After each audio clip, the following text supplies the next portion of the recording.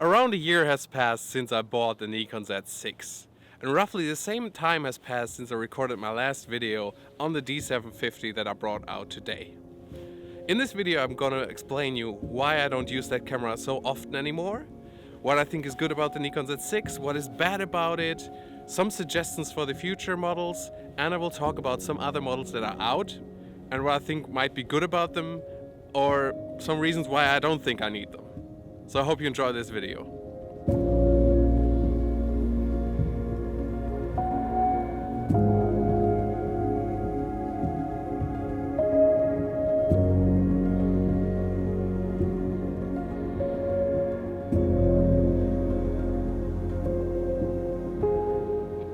My name is Againö, and I'd like to welcome you to the Norwegian forest. We're standing right in it right now.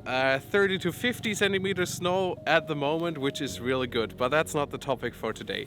The topic for today is how the Nikon Z6 has performed for me over the last around 12 months now. And to begin with, I want to start with some really topics that are pro and con on both sides. And it's really classical things about the Nikon Z6, because it was already a topic before I bought the camera, the autofocus. And the autofocus has some upsides and some downsides. There are shots that you might have not gotten with your D750, for example, your DSLR, but there are shots that you would get with the Nikon Z6. In some situations, I would say, even with the newest firmware, the Nikon Z6 autofocus is not completely as fast on point as the DSLRs from Nikon still do it. So that's the contra. On the other side, in these cameras, you don't have eye autofocus, and you wouldn't get some of the portraits that I shot over the last year with the Nikon Z6. Also, there's animal autofocus, which still needs some improvement in my opinion. There are a lot of focus of my dog Phoenix that I wouldn't have gotten without that mode. Sometimes I'm just running around in front of the dog and I'm holding the camera in front of the dog and it nails it. But it doesn't always happen if it gets dark, for example. If your dog has not a lot of contrast, the eye autofocus will not perform as well. There's one small thing about the animal eye autofocus that I still want to test, because I saw on photos of foxes that it works. I hope that I'm going to see a fox this year that I can test the animal eye autofocus on, and I would like to show you that. The second thing, which I think is really pro and contra, but is really clear to me at least, is people are afraid that there will be more dust on the sensor because it's more exposed to the outside, that it's more vulnerable. But if you are like me, you really take care of your sensor, because that's basically the price of your camera. And I experienced that there was not too much dust on the sensor when I cleaned the camera, when I exchanged lenses. It worked pretty fine. And on the other hand, I think it's really nicer to clean the sensor, and easier to clean the sensor, since there's not a mirror in the way. So these 2 points aside, we don't have to talk much about those anymore. If you really want to have the crazy autofocus comparisons on those cameras, then there are enough of channels that can tell you more about that. This is my personal opinion and just my experience with that camera and how it has performed for me. Let's start with talking about the pros about this camera. And I want to start with the picture quality, or the image quality. For some people that might not be important, how the picture comes directly out of camera. Because we normally take it out in RAW and then we edit it, and I get that kind of sentiment. But if you take more videos, it becomes really important to have nice image quality, because you often don't record in RAW, which you actually can get with an upgrade and an external recorder on this camera for a price that is nearly not beatable on the market. That just aside. But I think Nikon should really address that more when they want to sell this camera, because the image quality is so nice. And you always tell me under my videos that it's nicely color graded, but I actually don't do much to it. I normally record it flat and then I put some contrast in, and it's just so easy to work with the image files that I get from the camera. Not like the D750, which was a bit rougher to edit and to work with. So the image quality Nikon should set high on top, because how your image and your videos, your files look when they come out of the camera is actually really, really important, and that beats a lot. A second clear plus point for me is the XQD card and card slot. Some people say now, yes, the second slot is missing, and for a professional wedding photographer, I somehow kind of get it. On the other hand, SD cards kind of suck really bad and break really often, and I don't trust them at all, and I wouldn't trust them with 2 card slots. And your camera can always fail, so if you're working with photography, you know that you have to be bulletproof in your contract anyhow about failure of your machine, basically. And so I think the XQD card is an advantage, and in a new model you get another SD slot with the XQD card, but I think the XQD card is just so reliable, so robust and fast that I don't want to live without it anymore. And that's also a point what I don't really like about packing the D750 out anymore, because I just don't want to deal with SD cards anymore. And that's just really annoying. Furthermore, we go over to the ergonomics. And this camera has been often said to have really nice ergonomics, and I can always just shoot down the same line. I think that the FN buttons are perfectly placed here. I have my picture review on here so that if I'm lying with the camera, I don't have to move my hands. I can stay on the viewfinder and I can just open up the picture review, and that's fine. I also have the different autofocus modes on here so that I can easily switch them without changing hands, without moving. That's just perfectly fine. The shutter sound is just one of the most satisfying shutter sounds I've ever heard on this camera, and it's just beautifully designed. In contrast to the D750, the ISO button moved on top again, or I think so, again, I'm not entirely sure. So you even have to move less. So it's just entirely perfect for me. It's working out so great. I'm a bit annoyed about the adapter here, because often I use the Arca Swiss plates and this gets a bit annoying. So I would love to see new lenses for this camera, new long lenses for this camera, to maybe swap this one out. I like this 200 to 500, but I would enjoy the 200 to 600. Maybe lighter, maybe internal zoom, whatever, something that is just a tiny bit better. And that's how we get to lens selection. Because as you see, there are no like telelenses for this system yet. But there are a lot of other reasons to enjoy the system.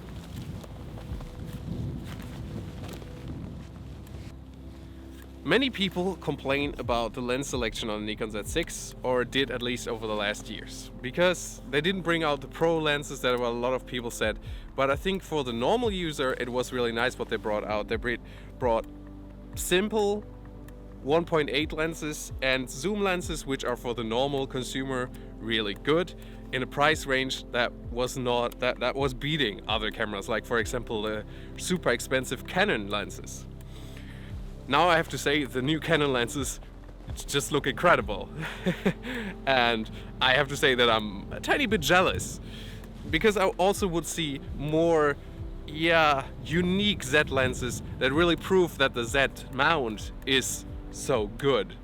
But now comes a really nice thing about the Z lineup, and that is that you can really choose what you want. Even like you can choose between really pro lens that can really shoot wide open, and something like this, because I don't think people talk much about the 24-70 f4 that much.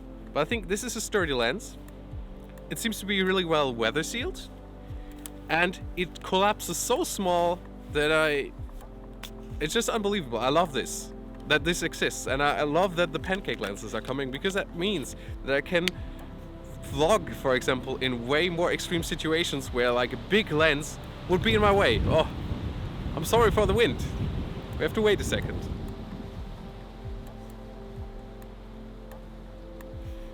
So I do enjoy this, that I have the choice between the small lens for when I go out, when I need lightweight, when I need space, and then when I want to shoot portraits of my dog or my girlfriend or whoever, I can bring my old f-mount lenses, and they work really good with the adapter.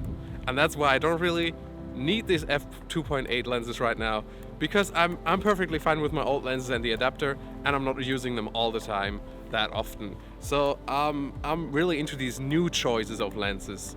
But of course, also the new lenses have the silent autofocus that I could use on some lenses right now.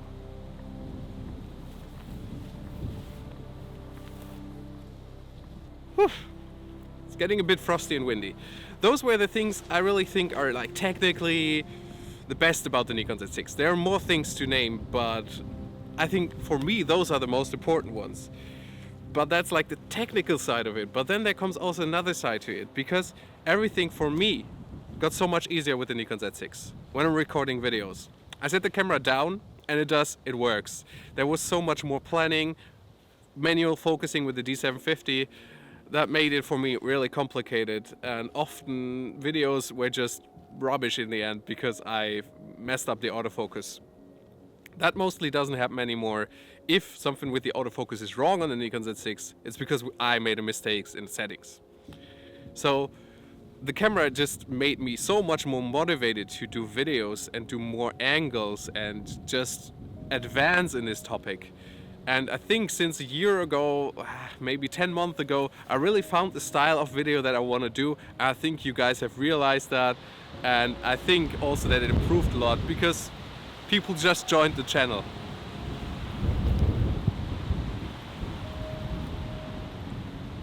I feel a bit like a penguin. Ooh. Now I want to talk a bit about the cons that I had to encounter with this camera. Some are that I don't really think that is completely customizable. I think it could be a bit higher, that you could choose just a few more things to change on this camera. That's so much said. And the other real bigger issue that I experienced with this camera is kind of the viewfinder and the battery life. Of course, since this is electric, you're using way more energy. And that makes sense. But that means in between the camera goes also on standby, like the DSLRs do, and they're super fast, ready to shoot again. Now the viewfinder is really fabulous. Like, it looks like you're just watching through it like through your normal optic viewfinder.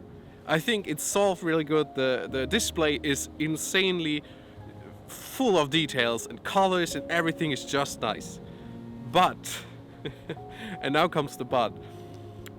If this goes on standby, it's really annoying, because when you start the camera, there's like this small delay where you could miss a shot. There's just this small delay that I'm really annoyed of from the standby, and I don't know if they can make that better in the future, but I think it will never be as fast as the DSLR.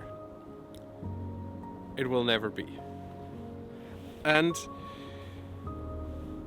that's just one downside I think a lot of nature photographers would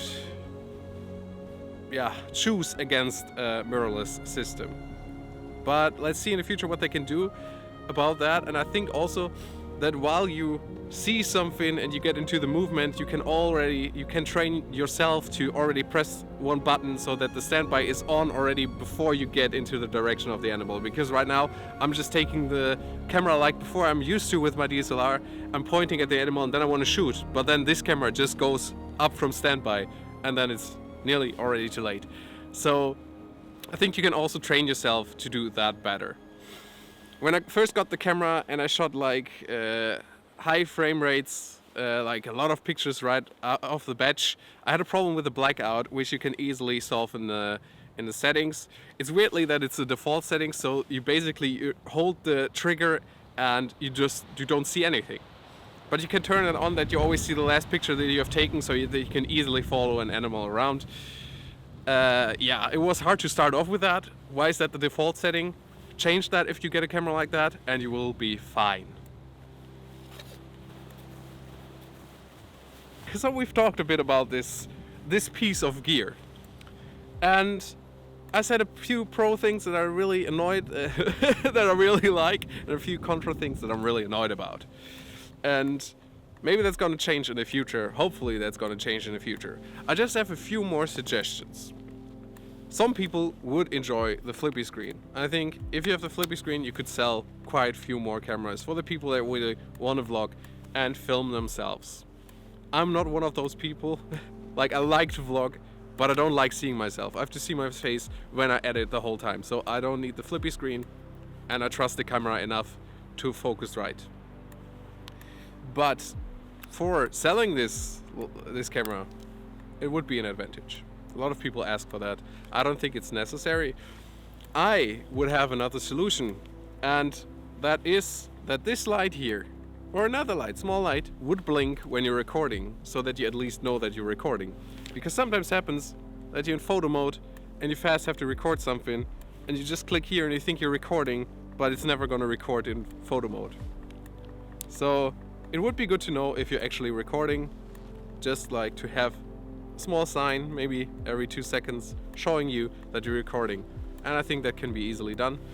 That must be some software that you can do with it. That's my suggestions for Nikon, what they can do. So now, at the last point of this video, we look at the Nikon Z6II maybe, just a short look, and the Nikon Z5. And I want to start with the Nikon Z5, which is basically the more entrance level Z camera. And I think it looks solid in all its cases, but it has few downsides. I think the Z6 is really aimed at people that want to go from photo to video, like I mostly did, and then I just improved, and I think that's a really important part of the Z series.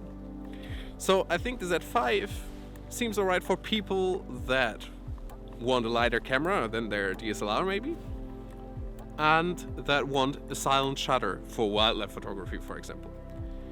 I don't think that the autofocus will be better than the Z6 though. I don't know it.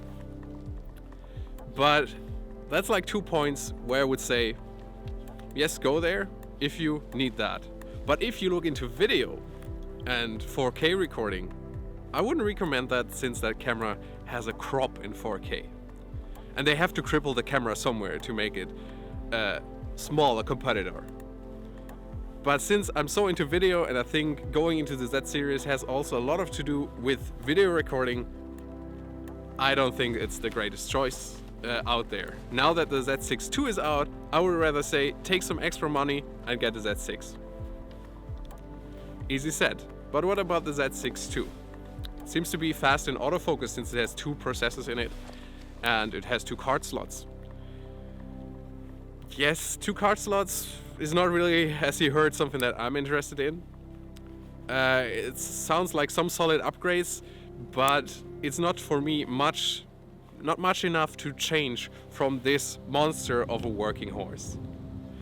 And since I don't really need more autofocus in most of my pictures, maybe for wildlife a bit, I wasn't shooting so much action, maybe it would actually improve. That I give it in the photo section, but on the video section I focus mostly manual now with focus peaking on the Z6, because that's just a professional way of doing and filming wildlife. You just have to teach yourself to really do it manually, and it works really good, and it becomes better and better the more you practice. It's all practice. So I don't need better video autofocus right now anyhow. So the Nikon Z6II sounds like a nice thing to have, but I think if you're not super professional, I think you do really well with getting a cheaper Nikon Z6 right now on the market. This is all that I wanted to tell you guys about the Z6 after a year. I'm super satisfied with this camera. I'm basically not using anything else anymore. The only thing I really want is kind of a Z50 or a newer version of the Z50, maybe a bit more professional, a bit faster, I guess. But I just would like to have that extra range with the crop sensor, and I would like to have that small camera with a pancake lens to just stick in a small pocket so that I'm easily, when I'm hiking, I can film myself. When I'm laying with the big camera, I can just film myself. I need a second really designated vlogging camera, but also the crop sensor would just really break it for me. So that's what I'm looking for, but this camera has made my life so much easier. I just got more XQD cards and I'm ready for bigger trips. because of course the XQD cards are expensive, but they're just so much better. I just wanted to tell you how much I love this camera. Of course there are some downsides and not everyone's gonna love it, but most people really enjoy having this camera. Even though on paper it was not always that great, the last firmware update made it a lot better. So I hope you enjoyed my opinion on this camera. I hope you give this video a like if you really enjoyed that. You can ask all the questions you like down below. We just crossed, I think, 2,000 subscribers, and I know. And the next subscriber special will be with 2,500 subscribers. If you already have questions maybe for that, you can write them down below. It will not be a Q&A entirely, but I would like to answer some questions. But I think I want to camp out in the wild. Maybe with the dog, maybe not, in the snow. I'm really looking forward for some special like that. Maybe we can see some caper Kelly or hares if we're lucky. Just throwing that in. I have some plans. So yeah, maybe consider subscribing, maybe leaving a like, leaving a comment, questions about the camera, questions for a subscriber special, leave it all there. I thank you so much for tuning in as always, and have a nice week or weekend.